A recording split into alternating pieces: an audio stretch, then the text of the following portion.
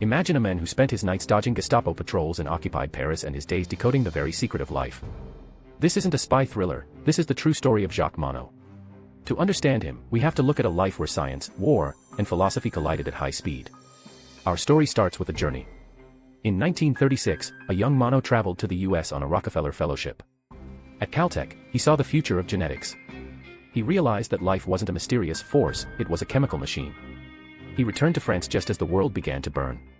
During the Nazi occupation, Monod lived a double life. By day, he worked at the Pasteur Institute.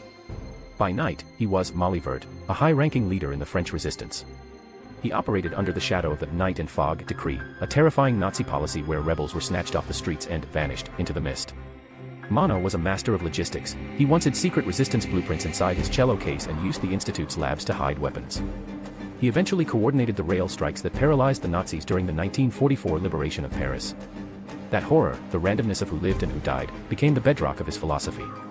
After the war, Monod teamed up with François Jacob and Arthur Pardee for the famous Pardee experiment. Definition break: think of a cell like a factory. They discovered the Operon Model. An operon is a cluster of genes.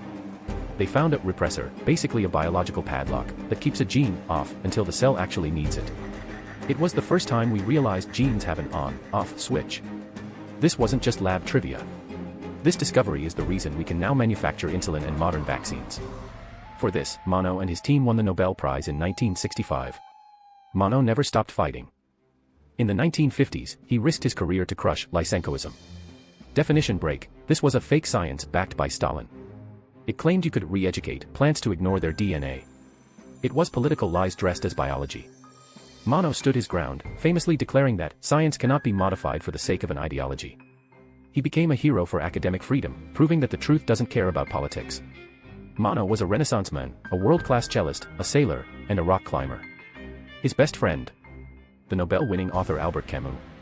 Together, they wrestled with the myth of Sisyphus, the man rolling a boulder up a hill forever.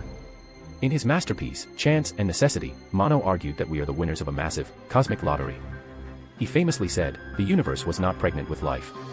We are alone in the cold vastness, and that, he argued, is exactly what makes us free. Jacques Monod passed away in 1976. His final words: I am seeking to understand.